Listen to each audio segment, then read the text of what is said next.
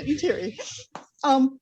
I appreciate having a few moments to speak on behalf of my mother. I've been preparing to discuss this for over 2.5 years, and I still don't feel like I have the words to accurately share how I feel and how this tragic event has impacted my life. How can I describe to someone the unimaginable pain and incomprehensible loss of my mom due to someone's poor choices and coward actions? Even now, almost 3 years after this tragedy, it feels inadequate to try and describe how this has impacted my life, because words cannot replace a mom, a grandmother, a sister, an aunt, and a friend. How can I explain that being right there a moment after it happened changed my life?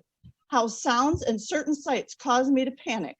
How images of my mom trapped in a car with her head bleeding or being pulled out of the wreck onto a backboard and loaded into the back of an ambulance will never be erased from my memory, or how being by her side in the ER in pain and when life-saving devices are being turned off because those devices are the only things keeping her alive, and how going over to my sister's house every time brings back those memories. Those images will never go away.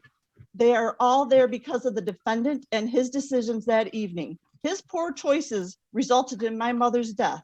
While those images will never go away, also won't go away is knowing that the person that caused my mom so much pain and suffering that ultimately resulted in her death is a coward. He is someone that is not man enough to stay and face the consequences of that evening. While she did not die at the scene, his actions ultimately killed her.